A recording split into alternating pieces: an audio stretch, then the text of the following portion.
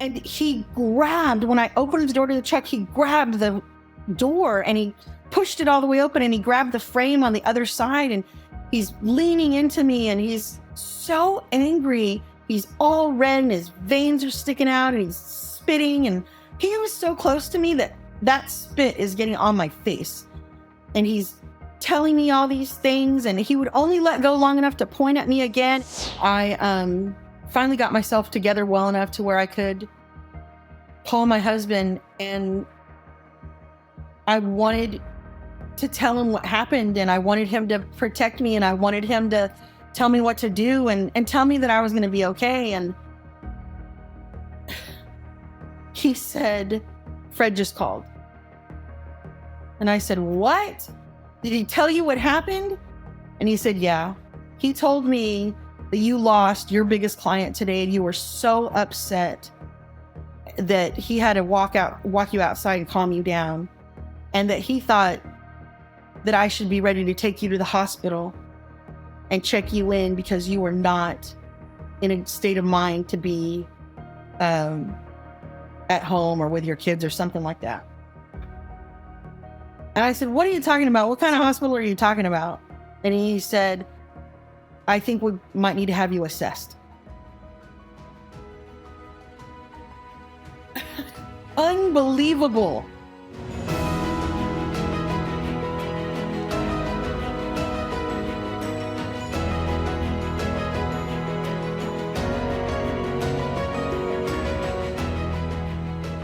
Welcome back to part 2 of my interview with Melanie Contreras, a former co-host on Joni Lamb's Table Talk program on Daystar TV.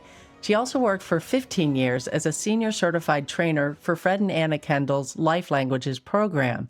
And until 2016, she was married to Greg Brondo, the former head of IT at Daystar TV. And Greg was the one who discovered the emails between Marcus Lamb and his mistress in 2007. So if you missed part 1, that was a real eye-opener, and you're going to want to go back and listen to that. But now I pick up my interview with Melanie, where she describes a really dark side to Fred Kendall. This man counseled so many Christian couples, but given his own controlling behavior, just what kind of counseling did he offer?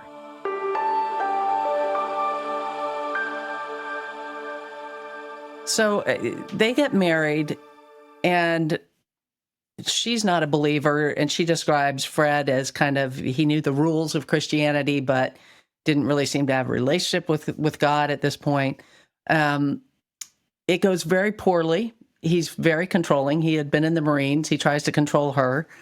And that's her words, is that he was very controlling.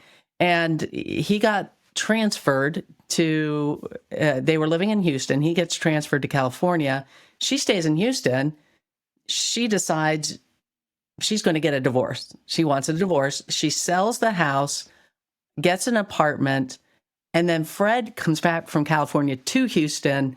And I'm just going to play a little bit of this clip, and we can interact with it a little bit. But this is how she describes it. You were living in an apartment. Did he move in? He moved in. Oh, my goodness. He moved in. So you sell the house thinking that you're going to get divorced and all this kind of stuff. We're in America. You can get divorced, you know. Yeah. And But he moved in. And he moved in.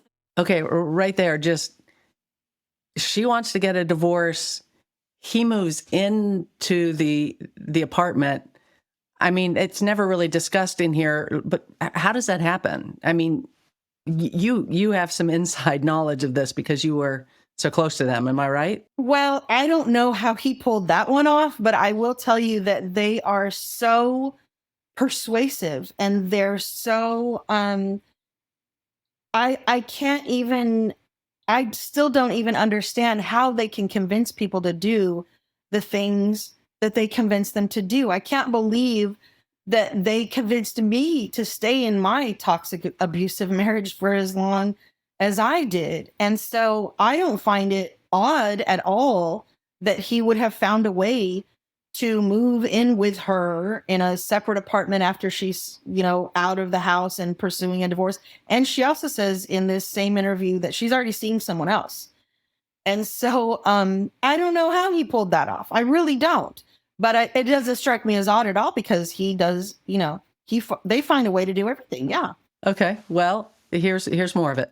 Then. But he didn't like all your boyfriends. No, he didn't like my boyfriends at all. We have laughed and said he was very narrow-minded.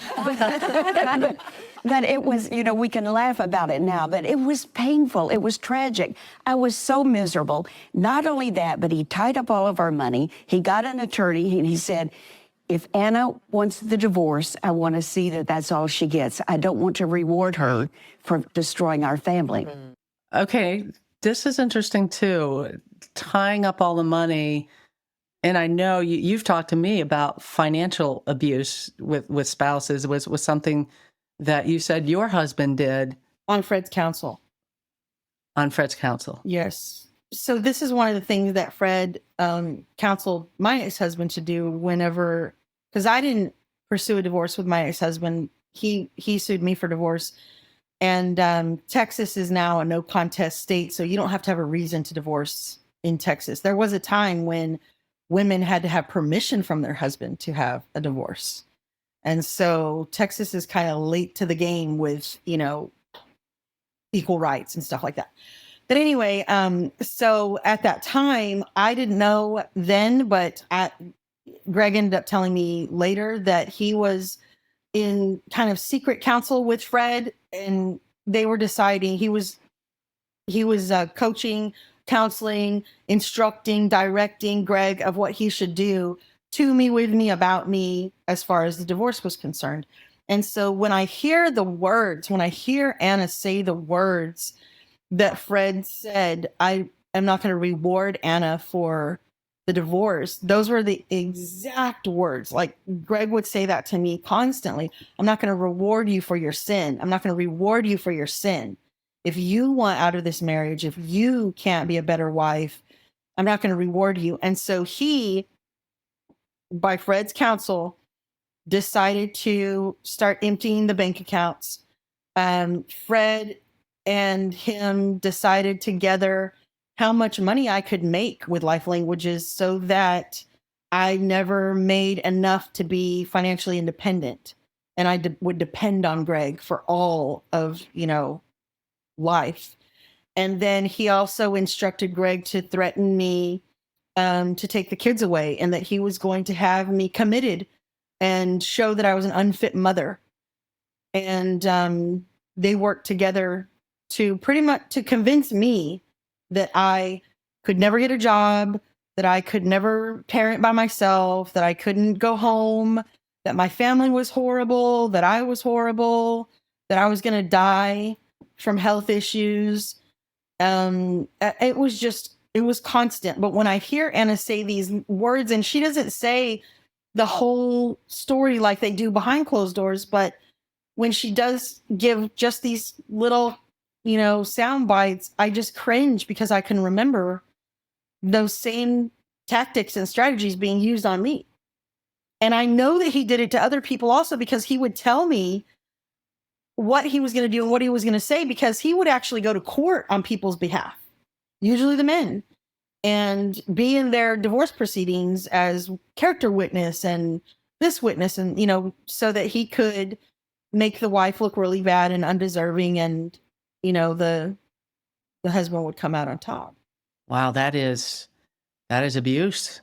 That's unbelievable. There's one last thing in this clip I want to play that I think is relevant. And I was furious. I thought this red hair was there for one reason. I was angry. Okay. And you had your red blouse on at the same time. That's right. I was angry. Yeah. He would take tapes of the Bible and put them up to my bedroom door and play tapes of the Bible all night. We went through the Old Testament and the New Testament, and Derek Prince Deliver Us from Demons. So y'all were in separate bedrooms. Yes. Okay. They're all laughing. I'm sitting there thinking, he's playing tapes loudly outside her bedroom all night. All night. That was a tape recorder. Y'all don't know what that is? Remember that With the cassette cassette tapes? tape. And he would put it outside your door, and you would open it and turn it off. Yeah. And he would come back and turn it on. And he would turn those tapes over. It was like he was a guard duty. And they're all laughing. Like and I get it. It sounds kind of funny when you're listening to the whole thing. But if you have, any understanding of abuse at all, and control and intimidation, to me, it's scary what he's describing. It's torture. Yeah. And she is fun and she's funny. Both of them are. They're way fun. They're, you know, you would say about them that they're the life of the party. They're so much fun and they're so animated and they're so funny when they talk. And so when they tell their testimony with the way that they tell it and the way that they emote when they're telling it, you follow, you match what they're, you know, communicating.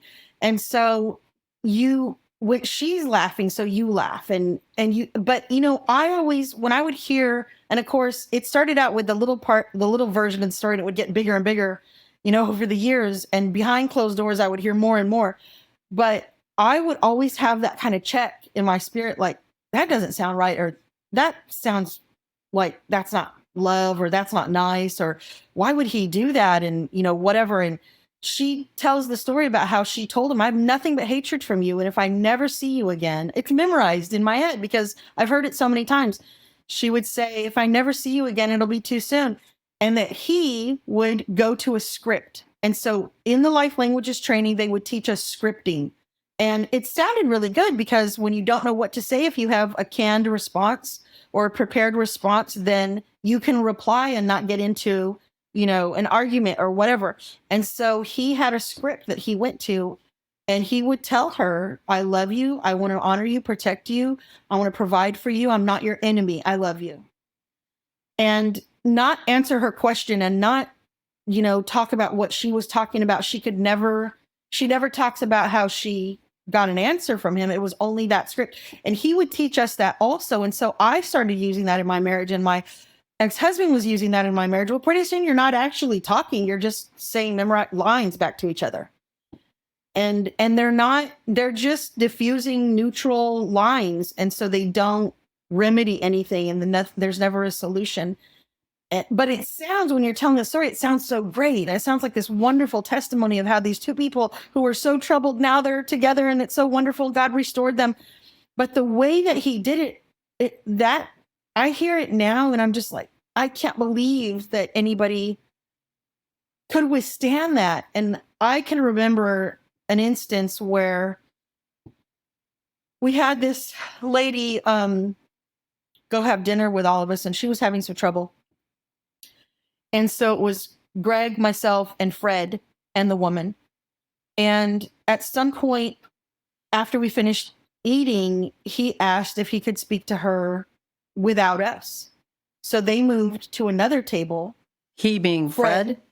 Fred moved to another table with this woman, and Greg and I stayed at, you know, the first table. And I was watching them, but I couldn't really hear everything they were saying, but I was watching her, and she just had, you know, this look of horror on her face. And it's not funny, but, you know, it's just, I don't know. Anyway, so she afterwards told me that he told her his testimony.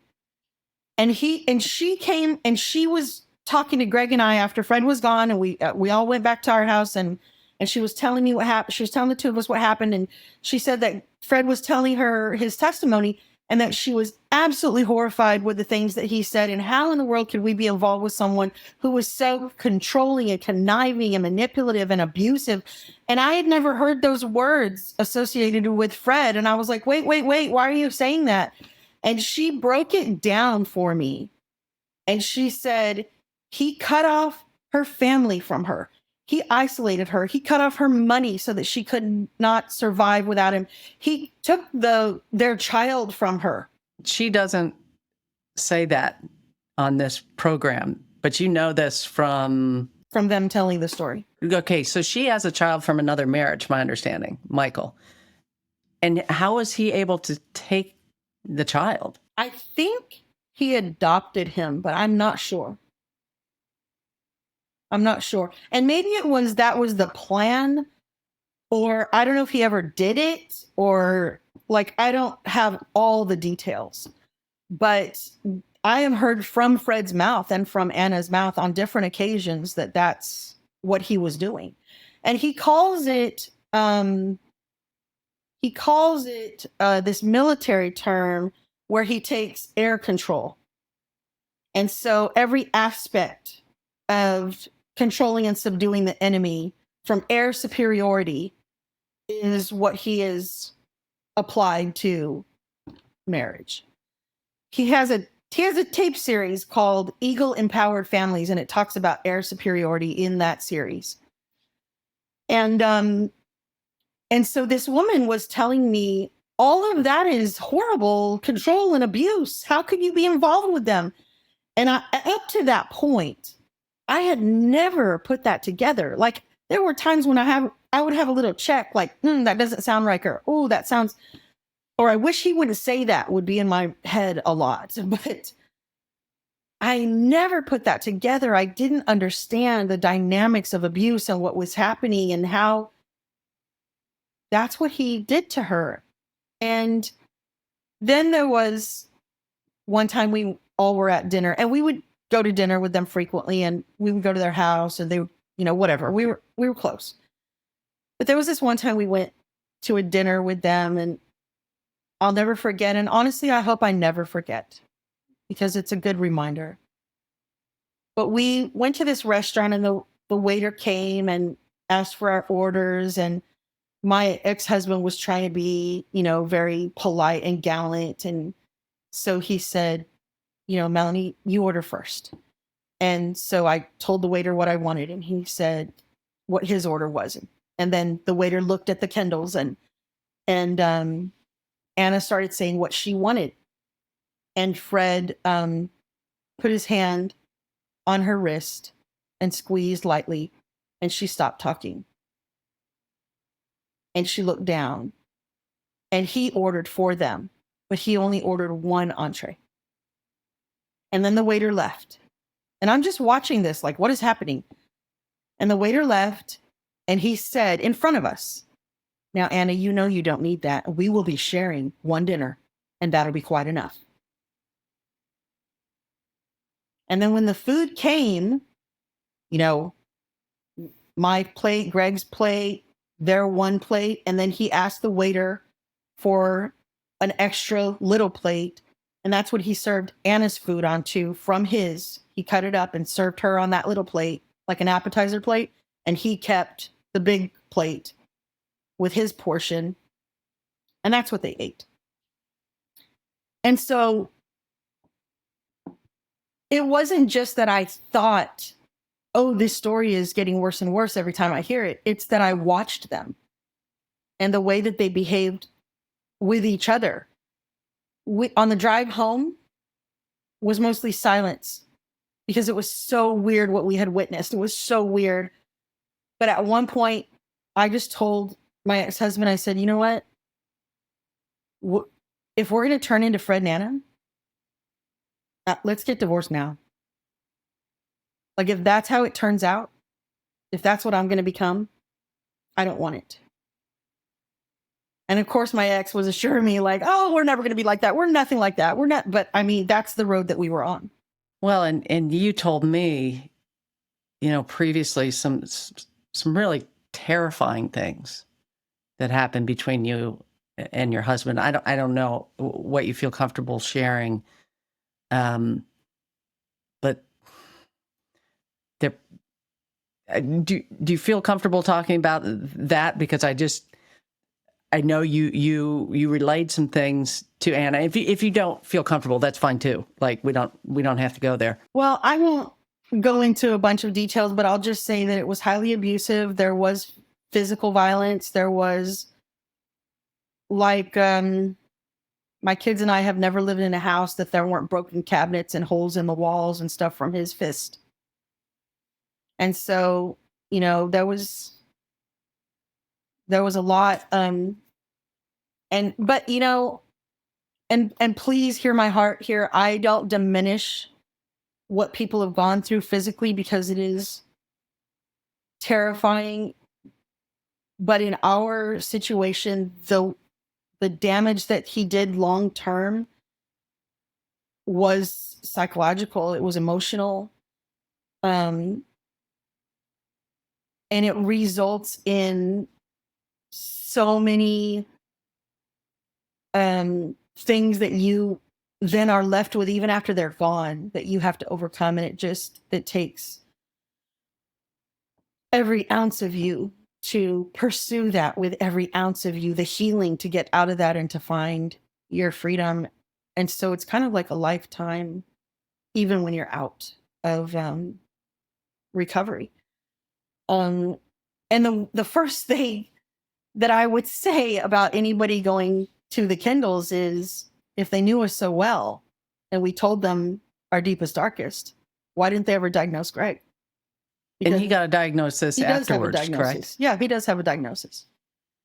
And I won't get into all that, but he does have a behavioral disorder diagnosis that is very specific. And why didn't the Kendalls know that? Why didn't they diagnose that? They met with him over all those years. It was over a decade. How did they miss that? Well, maybe because they have zero training. Exactly. Maybe. Exactly. But here's the other thing. You told me, and again, shared some of the terrorizing thing that's happened to you within your marriage. At one point, you said your husband went to kiss you and you just froze. No, specifically, it was that I would quit breathing. I couldn't breathe. Oh, that's what it was. Yeah. I couldn't breathe. Anytime there came a time, this wasn't throughout our whole marriage, but abuse is progressive. And so it gets worse and worse. And, so there was a time after we were married for a few years, I just couldn't breathe. And this went on for a while. And then, I went to Anna because I trusted her and I thought that she was so knowledgeable and that they knew everything. And so I went to Anna and I told her, like every time he tries to kiss me, I cannot breathe and I feel like I'm going to die. And her counsel, it's not funny, but it's just like, it's like comical now to talk about it. Like, she said, okay. And she waited. I guess she was thinking. And she said, you need to really pray. You need to really pray him out of that. You need to pray yourself out of that. She said, and in the meantime, I think you should stand up when you kiss.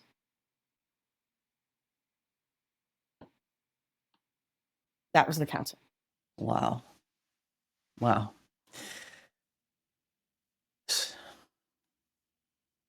So you're getting it on both sides, from your husband, but also from the Kendalls.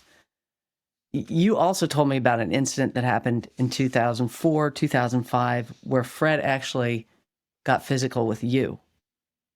So you experienced, would you feel comfortable telling that story? Well, let me start with this. There were many, many heated arguments with Fred, and it was many different people. And I was usually not one of them. I didn't cross him. I didn't argue with him. And even when I had the biggest argument, that we had ever had, I was shocked that it was happening up until that point. But I saw him get heated. I'd seen him get heated with many people. In fact, I saw him put his son up against a wall one time at the office. His adult son worked in the office also. And I saw him put him up against a wall. And then there was this other time that, oh my goodness, talk about getting physical. I was standing in the entryway of the office. This is so bizarre. And we were the only two left in the office because it was after we had had a big training workshop all day. And so it was after hours and we were just kind of wrapping everything up and we were fixing to leave. And I was standing there and I said, we were talking kind of like he was on down the hall and I was in the front by the entrance and he was telling me something. So we were kind of, going back and forth and he came closer and he said something to me and now we're in the same room And whatever I said back to him made him laugh. And he really laughed, like a belly laugh. He really laughed. And he came up to me and he came closer and closer and closer. And he had his hand out and he got so close to my face. I moved back. I thought, my Lord, is this man going to kiss me? What is happening here? It was so weird. And it was weird behavior for him. I hadn't seen that, before. And he had his hand out like this and he stopped and he kind of caught himself, and he kind of leaned back a little bit on his foot. And then he went forward again and he grabbed my chin, like you grab a little kid like that.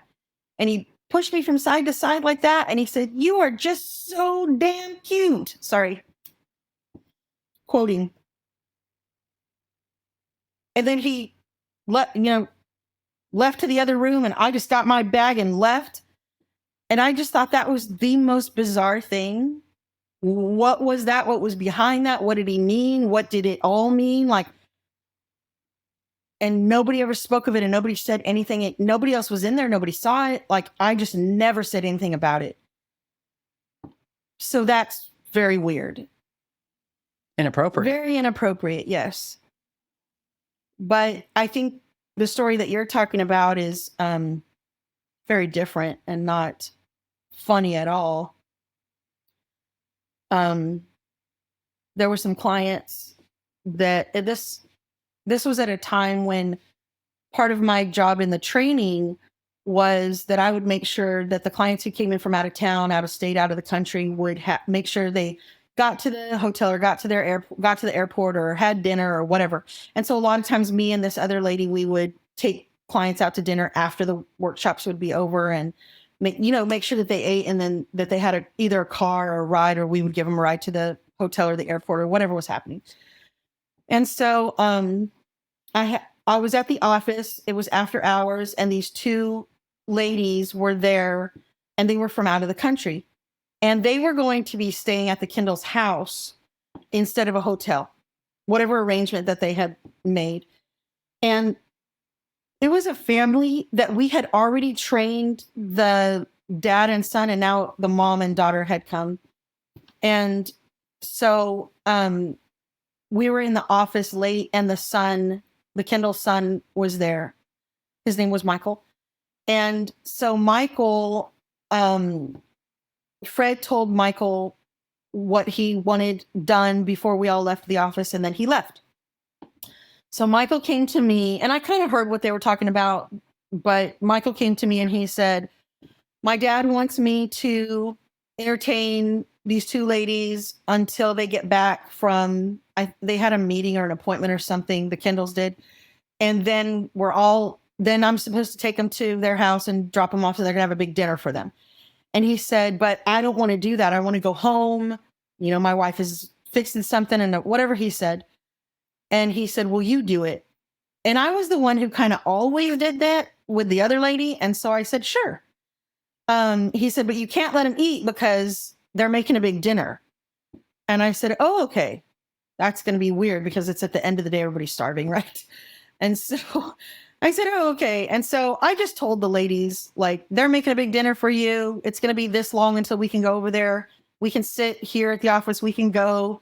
Do you want to go to the mall? Do you want to go to, whatever, sightseeing or whatever? And they said, "We just want coffee. We just want to go somewhere and sit down and have coffee. And then we'll go, because I'd already told them they're making a dinner for you." And so I said, "Okay." So we went down the street and to a little place where they could get coffee, and we just sat there and talked and laughed and had a wonderful time. And then it was time to go. And I had to get them over to the Kendalls' house before a certain time, because then they were going to be there and whatever. And so when we got to the Kendalls' house, I had to park down the way. They live in a cul-de-sac, and I had to park down the way. There was too many cars in the circle, and we get up to their door, and Fred and Anna are both in the doorway when they meet us, and the ladies are in front of me, and we're all going to walk into the house, and they let the ladies in. And Anna looks at me and gives me a look that is just pure hate, anger. And I'm bewildered. I have no idea what is going on. Why are you mad at me? And she gives me this look, and then she turns around and she goes, to greet the ladies. And I think I'm going to follow them in. When I first got there, I thought I'm going to follow them in and say hello and goodbye and whatever. Not to have dinner with them, but just to, anyway. And Fred is standing in the threshold of the door after Anna turns around and goes to be with the women, and he's blocking the door. When I thought it was weird, he starts coming outside and pointing at me. And so I back up, and he shuts the door behind him to the house, and he starts telling me how angry he is with me, how angry that he and Anna are with me, and that I'm trying to steal his clients, and that I had no business taking them anywhere, and that was assigned to Michael, and I had no business doing it, and I was supposed to have them there to eat, and I shouldn't have taken them to eat because now they're not going to be hungry, and Anna made all this food, and that I did it on purpose, and that I was so manipulative, and I was just trying to steal clients, and I was trying to steal the business. And then he's walking, and he's pointing at me, and so I'm walking backwards on the sidewalk, and I'm just in terror. Like, I don't know what this guy's gonna do. And he's, getting louder and louder. The further away from the house we get, he's getting louder and louder, and we go all the way down the sidewalk. I'm trying to get to my truck so I can just leave, and he follows me all the way over there, and I'm afraid to turn around, but I wait till there's a break in what he's saying, and I open the door to the truck, and when I opened the door to the truck, he grabbed the door, and he pushed it all the way open, and he grabbed the frame on the other side, and he's leaning into me, and he's so angry. He's all red, and his veins are sticking out, and he's spitting, and he was so close to me that spit is getting on my face, and he's telling me all these things, and he would only let go long enough to point at me again, and he's getting really close to like where he's going to be touching my chest, and I'm just trying to back up, and I'm pretty short, and so the truck, I wouldn't have been able to step backwards up into the truck. I would have had to turn around and get a big step in there to get into the truck, and so I couldn't. I was afraid to turn around. I didn't know what was going to happen, and I didn't know what he was going to do or how far this was going to go. And I couldn't, I was so afraid I couldn't make logical conclusions in my thoughts. I just was afraid. That's all. And he kept on and kept on. And at one point he let go of the frame and he wiped his face off. And I used that opportunity to get situated and try to get into the truck, but I wasn't successful the first time. And so then he, at one point, let go of the door. And when he let go of the door with the other hand to wipe his face, I climbed up in that truck and I grabbed the handle and I pulled it as hard as I could. And he, I guess, didn't want to get his hands, stuck in there. And so he did like this. And he backed up, and I shut the door and I locked it, and I started the truck, and I just started to drive, and he was on the side of the truck. He wasn't in front or in back, so I could just pull away safely. And I was just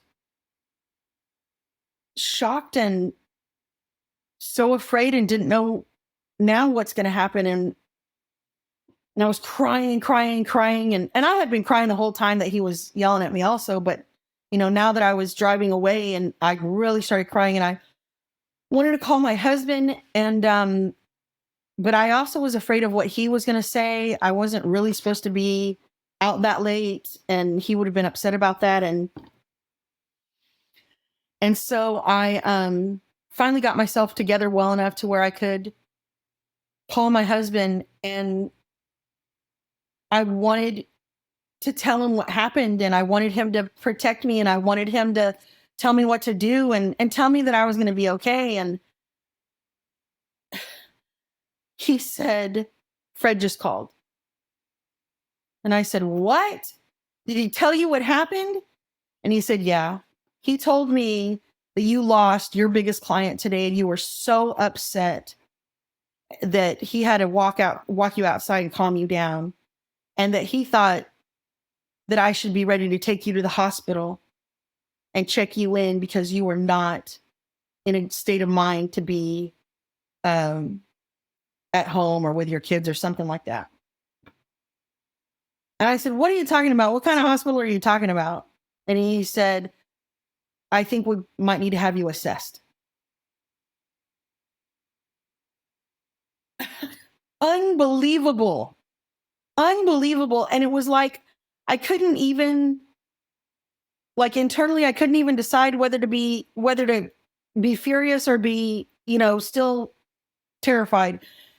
And I got home and just pleaded with my husband to believe me and told him my side of the story. And it just, the arguing went on until, the middle of the night. And I don't know if he ever believed me. I don't know if he ever believed me or what. And stuff like that would happen with Fred, like a lot, where he would talk with Greg and they would kind of, gang up on me or whatever. And I saw Fred do that with other families also. But when I started being the target is when the relationship started unraveling. And, on the one hand, thank God it did, and I got out of there. But on the other hand, like, that suffering was tremendous, and what it does to you emotionally, mentally, like, there's just a lot of fallout. There's a lot of residual damage. Yeah. So those incidents you described, actually, they happened before what happened with Joni and Marcus. And so here we are, if I could fast forward now, 2008, 2009, nobody knows about the affair except for the very few of you. You begin, appearing on Joni's show, as does Anna. And again, Anna came later. Anna came later. A little bit later. Yeah. And so this is the backdrop for all of this. But you're appearing on the show. And in fact, I have a clip from one of the shows I could play just to kind of give a feel what this was like. And this is one that actually Anna was on as well. But before I play that clip, because I think this came a little bit after this, you were there then in 2010, though, when the lawsuits were filed and all of the affair and everything absolutely hits the fan. So when that happened, what was that like for you? I think first you have to know that Fred's counsel to Marcus and Joni when they first started seeing him was to not publicize it. That was Fred's directions. And his reasoning was, he said that the body of Christ at large has taken enough hits and this will only damage people. So this is not anybody's business and y'all need to heal privately. And so just come counsel with us and y'all can recover and be restored and you don't have to lose the ministry. So that all came from Fred. And I think he was told also to step down from, because Marcus said, do I need to step down? Do I need to turn all the ministry over to Joni? Do I need it? He wasn't, like saying that he would never leave. He was willing to do whatever to restore the marriage. And as far as I could see, and what I heard him saying, but Fred told him, no, y'all keep doing the show as if everything's fine, but you have outside engagements, like people would have him come speak at their church or whatever. He also still traveled and spoke. He said, you stop doing that for 1 year. We'll see. We'll revisit that at the end of a year and we'll see what happens. So I don't, I didn't follow him around anywhere. I didn't have his itinerary, but as far as I know, he did that as per Fred's instructions. So when people say, he never stepped down and he wouldn't give it up, that's not exactly how it happened. But I can see how it would look like that. But anyway, so yeah, I was on the Joni show for a while, and the Kendalls, as they got more involved with them, then, they started having them come do celebration and had Anna come on Table Talk and that kind of thing. And so, when the lawsuits happened, I was very much kept in the dark by the Lambs and the Kendalls. They did not want me to know a lot. And so it really would be what Greg said. And then, of course, later on when I could read, when the lawsuit became public, I could read what was said or whatever. But Jeanette had been gone. Karen, pretty soon was gone. Jennifer Flowers was pretty much gone. And I knew the stories behind those things also. And and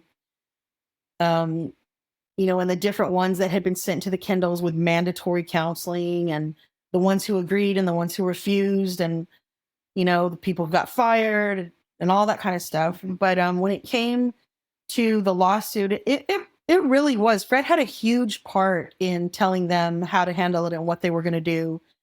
And he wanted them to beat the bad publicity. They wanted to beat it to the chase. And so, it was decided that Marcus would go public before anybody else could. Yeah, which is exactly what happened. And Fred and Anna were there basically saying how repentant they were and that everything was, good, basically helping him gain the public approval that he needed to continue. So we know what happened there. And I was never asked to be on any of those shows. I was never asked to be on that. I was told that I would not be invited to go to the Dr. Phil show. And what they said was that they were protecting me.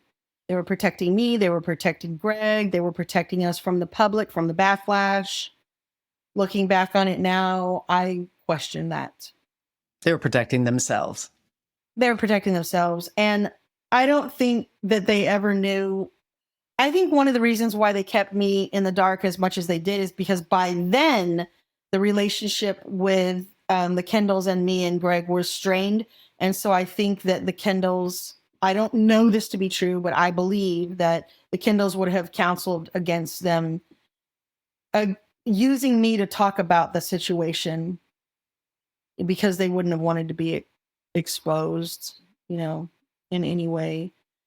And, so we'll never know what would have happened because nobody can, we don't know what would have happened in those situations. But I also, was told many times by Fred that they really were the ones who should be on the different shows and I didn't need to be there. And so I always felt like there was kind of a push, for Anna to replace me and for them to be on camera more than me. And I don't think they understood that that wasn't my career. Like I wasn't trying.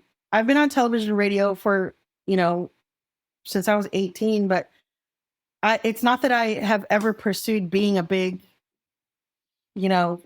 celebrity or whatever.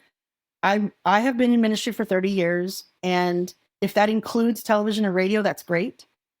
But my heart is to see the captives set free.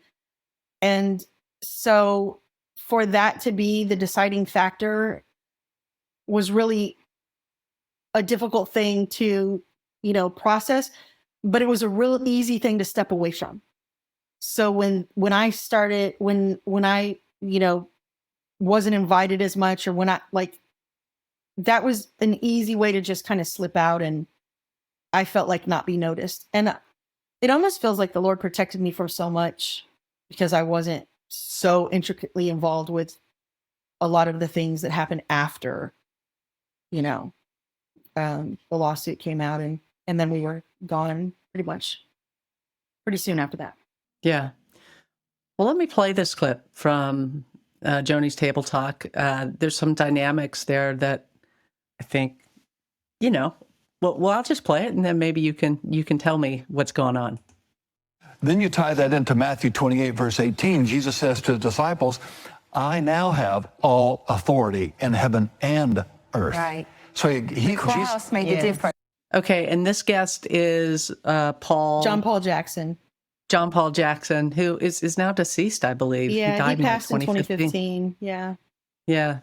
But often you would come on with John Paul Jackson, correct? Yes. Yes. We had a great time together. And I was told, not by Joni, but by one of the other producers or assistant producers, that they like to see us square off, and that the volley between us was very entertaining and the ratings would go up when I would ask questions or whatever. And so there's, a handful of shows where we're sitting on either end and we're going back and forth with things. He was, in my opinion, a wonderful man, and I miss him dearly.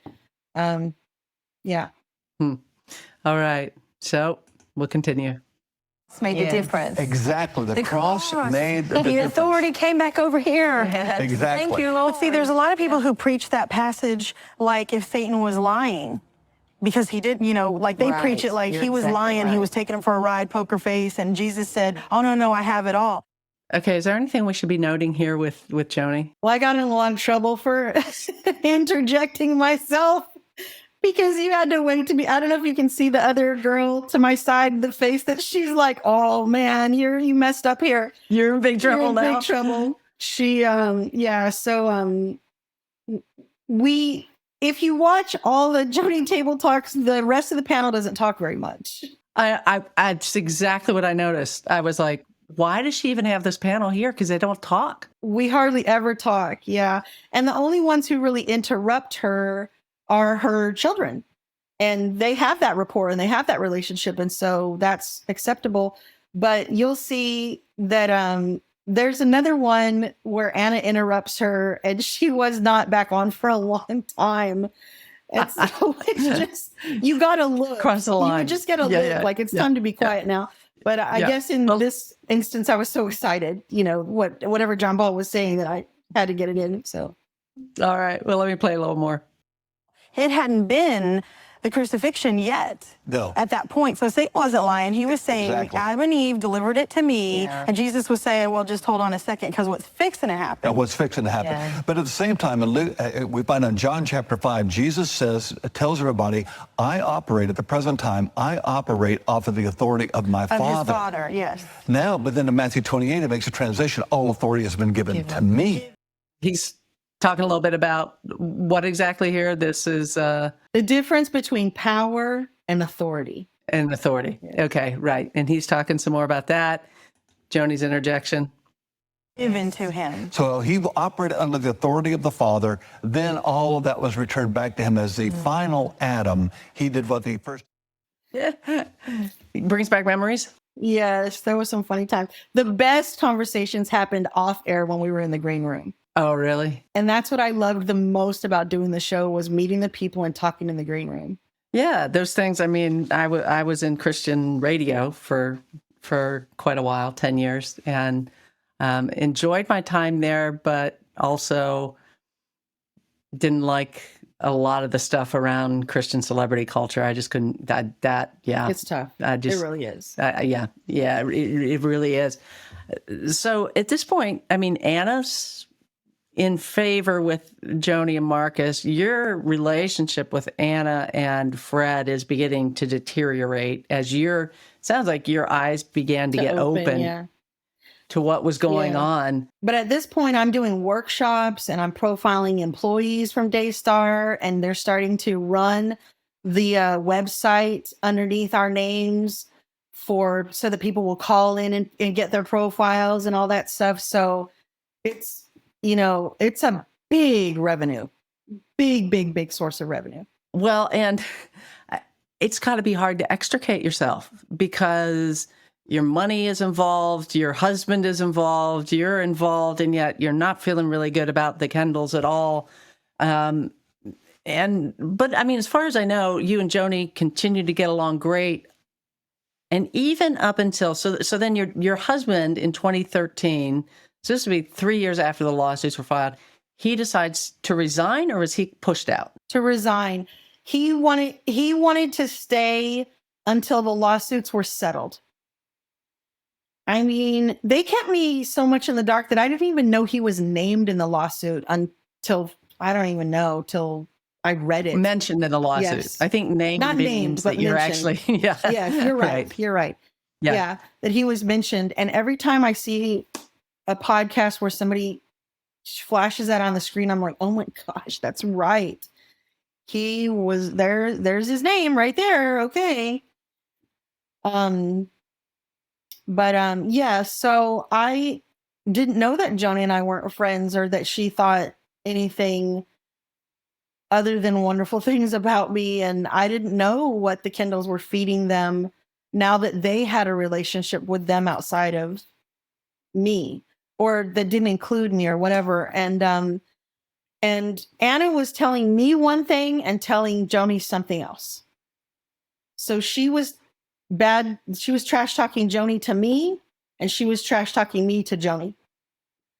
And I didn't know that. How did you find out about that? Well, so my husband resigned, and I went there with him, and we had a meeting with Joni and Marcus, and it was very, friendly, and we cried together and prayed together and all of that about our launch to go somewhere else. And my intention and what the conversation was that I was going to stay and continue to do the show. And so after my ex-husband, after his last day, and then the weeks and months that, came after that, I just started getting less and less invitations. And then didn't get an invitation to one of the parties at her house and that I had always been invited to for years. And then I didn't get invited to the conference, and then I didn't get invited to the show anymore. And then I started calling like, hey, is there a problem or what's going on? And then at whatever point she quit returning my calls.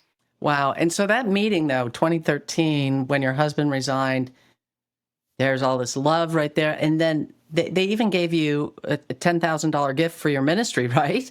Yes. Marcus had two questions. One I thought was so heartfelt at the time. He said to Greg, he said, where will you go? How will you support your family? Like, how you can do you? And he was looked very concerned. And Greg told him, well, this is where I'm going, and this is where I'm going to work. And he was like, oh, that's such a great decision. And raved about, he knows that person also, and just raved about him, said that was wonderful. Go work for them. And then he was like, but you're staying, Melanie, right? You're staying. And I said, yes, I'm staying. I'm not going anywhere. I love the show. I love you guys, whatever. And he said, of course they said that was wonderful, and they would always, have me on the show, and always. And then he said, I want to sow a seed into your ministry, because I was traveling and teaching and all that kind of stuff. And I had just started teaching in another country. And he said, this one particular country. And he said that they were trying to get on the air there. And so he wanted to sow a seed into my ministry, and that maybe I could help represent them while I was there and encourage people to watch Daystar, and that he wanted to make sure that I was fully supplied for travel and for equipment and for whatever I wanted to do, whatever the Lord had on my heart to do while I was there. And he wanted me to make sure that I took film footage. So buy cameras and laptops and this kind of, that's what he was talking about. And he said, he wanted to see the pictures and see, what I was doing and who I was with down there and whatever. And I just thought at that time that was the most wonderful thing. And he was so generous, and it was so amazing. And they were really behind me, and I was going to have this great support. And probably 6 months out, I got a call from somebody, and they said, you're so stupid. That was hush money. And I was like, no, it was not. No. Was it? Like, I don't know. I guess I'll never know. But to that person who was still employed at Daystar, they were like, oh yeah, everybody knows, like that. No. And so then not too long after that, I stopped doing workshops for the Kendalls. They would say, you need to come do this trainer, you need to do the house account client, or you need to do this or whatever. And I did that on a pretty normal and very consistent basis, very frequent. And then I started traveling and started teaching at some Bible colleges, and, my schedule was different or whatever. And so I wasn't doing that as frequently anymore, but I was trying to get a hold of Anna for something, and she wouldn't return my call. And it was like very odd because we talked, all the time. And so a day turned into weeks, turned into months. And I was like calling Fred saying, why in the world will she not return my calls? Do I have a wrong number? Did you change your number? Like, what's going on? And he said, well, you'll have to talk to Anna about that. Well, I would love to talk to Anna about that, except that Anna won't return my calls. What is going on? Can we schedule a meeting at the office? Can we all sit down together? Well, you'll have to talk to Anna about that. And like a script, he never did, really answer the question. And so I still to this day don't know why she decided to not talk to me again, but I literally have never talked to her again, ever. Wow. So you got ghosted. I got ghosted before I knew what ghosted was. Ghosting was by both Joni and Anna. And but like 3 years later, you reached back out to Joni, from my understanding. So this is 2016. And at this point, you and Greg had just recently gotten your divorce, correct? The conversation with Joni was after the divorce. And there was a series of things that happened before the divorce. Fred was still counseling Greg and telling him, I mentioned before that he was telling him how to divorce me and what to take away and how to do it and all that. And so that was going on. And then when we divorced, probably about, I don't know, a few months, 5 or 6 months, something like that after the divorce, I really needed a job, and I didn't have one. I needed to support my 3 kids, and I just desperately needed help. And so I called Joni, and I had no idea why we weren't talking, and I didn't, and it had been a while, but it's not like it had been 10 years or something. And my last conversation with her was not, a bad one. It was, we were still as close as I thought we'd ever been. And so some time had passed, but time had passed for me too, all the excuses that were in my head. Like, I've been busy too, and I've been going through all this stuff. So we just haven't connected, or, like maybe it's my fault or was in my head. And so I said, I'm just going to call her and I'm just going to ask, because she hires her friends all the time.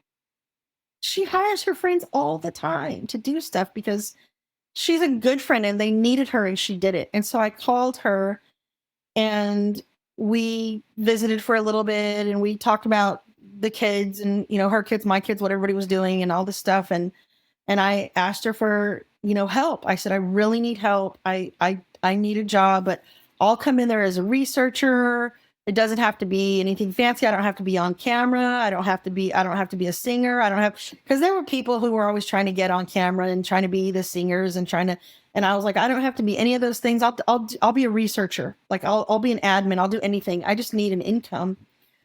And she said, oh, well, you can go through HR just like everybody else. And I was stunned. And I just couldn't believe that she would say that to me and just act like I was nothing to her. And also because I was in such a crisis, like, I don't know if you've ever experienced this, but sometimes it's really hard to swallow your pride and ask for help. And so it was really hard to ask her for help in the first place, but then to be treated like that was really devastating. And I even went further to put in a resume and application, and I got a next day response, not an immediate response, but a next day response saying, based on your resume, we're looking for other qualities. So, basically we're not going to hire you. And I just thought, my goodness, like, I've done so many things already for y'all. How could you not see that I would be any value? Well, it was devastating, but I'm so grateful now that I just felt like it was the protection of the Lord. Like, I just didn't need to be there. But another thing that happened on that call that was so weird was I said before the I need a job thing, I said, well, we should, reconnect and go to lunch or whatever so that we can, rekindle our friendship. And she said, yes, that'll be great. Let's do that. And she started telling me all about her kids and asking about my kids. And I thought everything was going great. And then she said, She said, but you're going to have a conversation with Anna. I said, Anna Kendall? She said, yes, you're going to have to talk with her. And then if she says it's okay, then we can be friends again.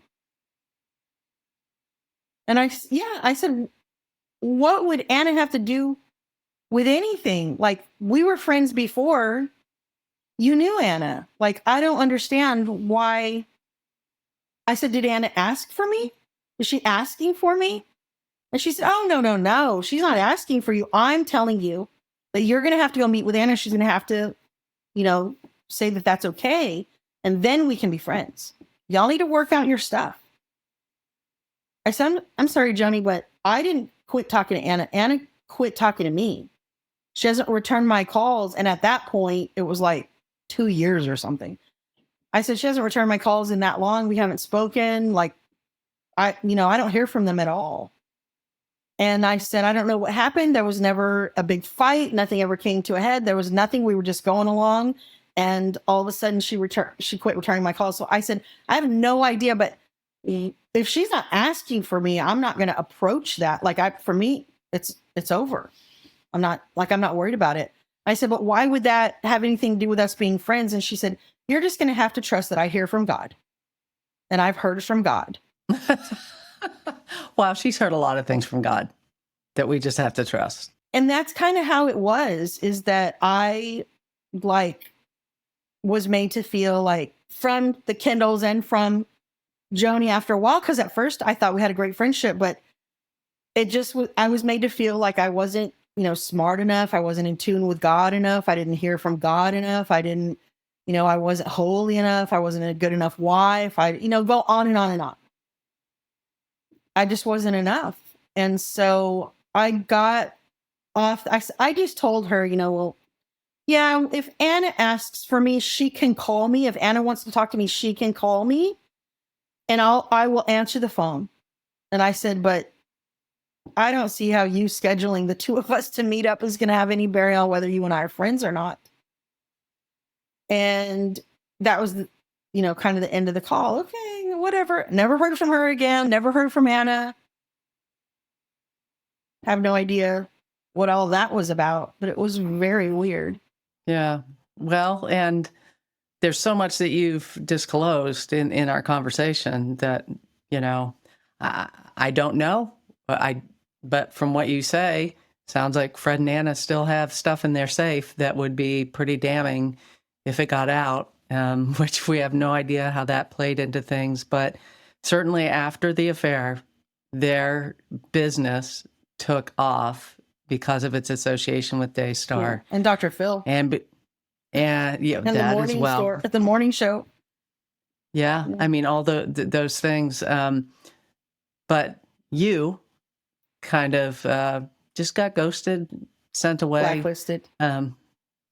Blacklisted. I'm sure it was hard to get a job anywhere after, which is the same thing Jeanette recounted that happened with her. Couldn't get a job, couldn't go to a church, friends left me. Like, it was bad. Besides Joni and Marcus, so many of the other employees and whatever, and so many of the even people that had left that I was friends with. And, Joni was very specific about who you could be friends with and who you were not allowed to be friends with. I've heard. She took me aside on different occasions and told me that I was not allowed to be friends with this one or that one. She wouldn't be comfortable with it, or I would have to choose. Do I want to be friends with them or be friends with her? That is so like junior high. I'm sorry, but this just, the more I hear about it, it's so dysfunctional. Yeah. It's so dysfunctional.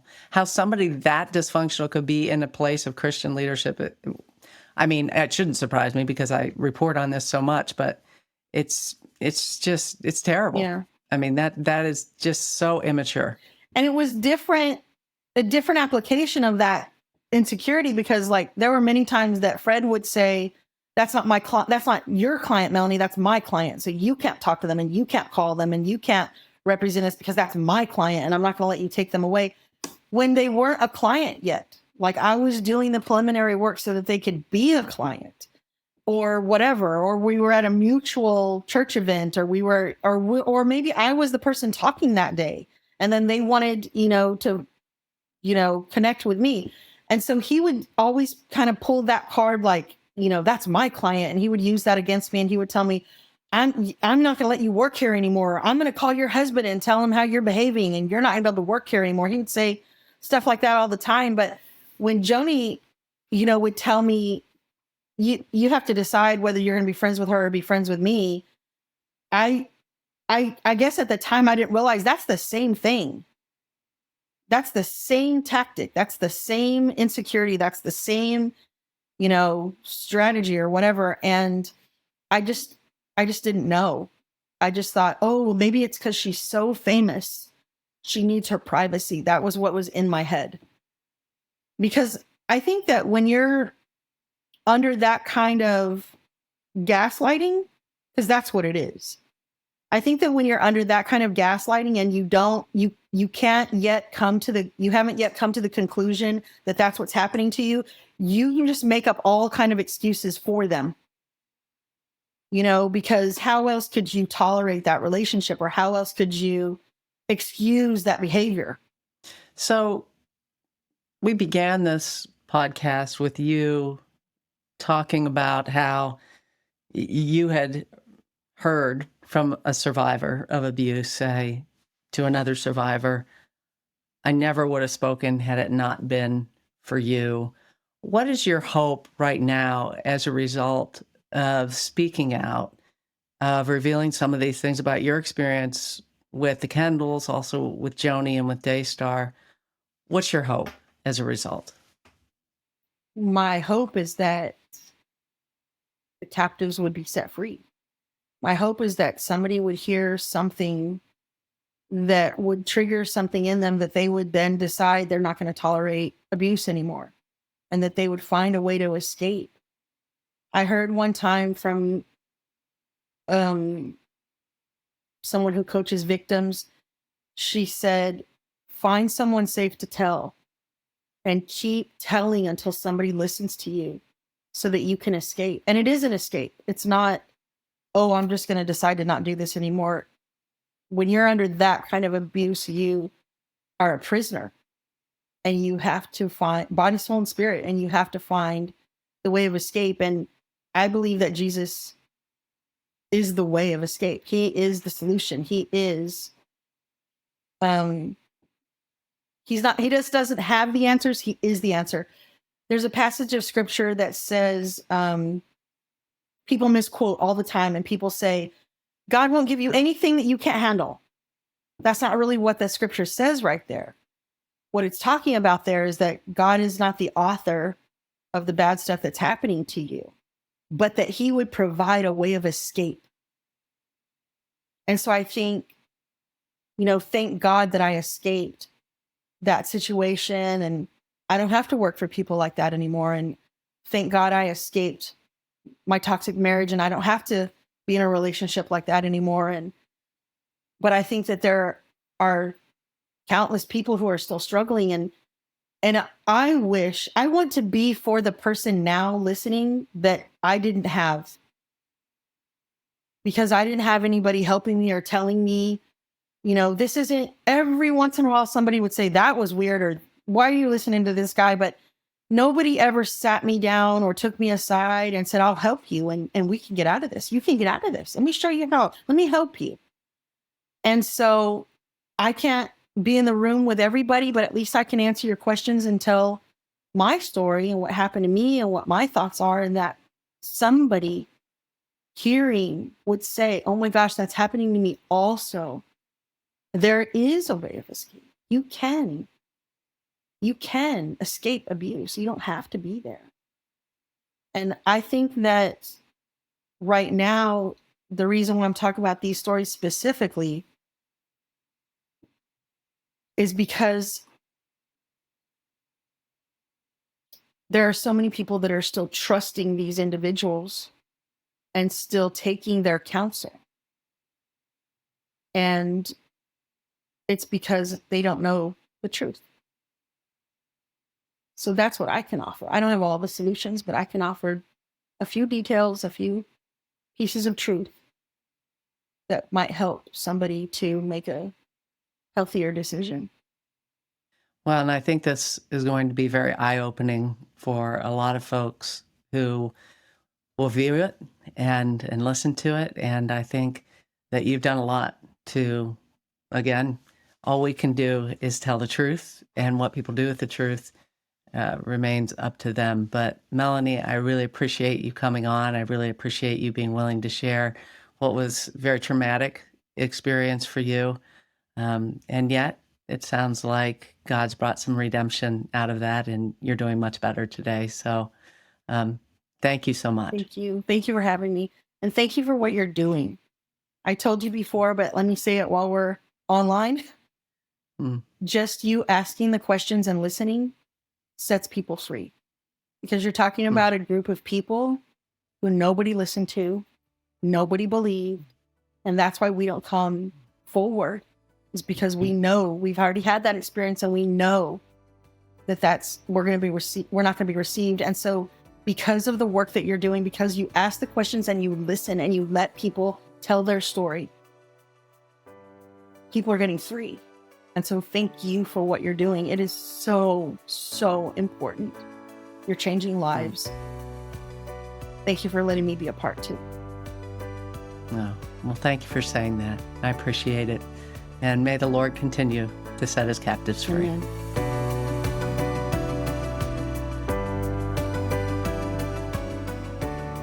Thanks so much for listening to The Roys Report, a podcast dedicated to reporting the truth and restoring the church. And just a quick reminder that we are listener supported, meaning we don't have advertisers or major grants. We have you. So if you believe in what we're doing, would you please consider donating to The Roys Report? To do so, just go to julieroys, spelled ROYS.com/donate. That's julieroys.com/donate. Also, just a quick reminder to subscribe to The Roys Report on Apple Podcasts, Spotify, or YouTube. That way, you won't miss any of these episodes. And while you're at it, I'd really appreciate it if you'd help us spread the word about the podcast by leaving a review. And then, please share the podcast on social media so more people can hear about this great content. Again, thanks so much for joining us today. Hope you were blessed and encouraged.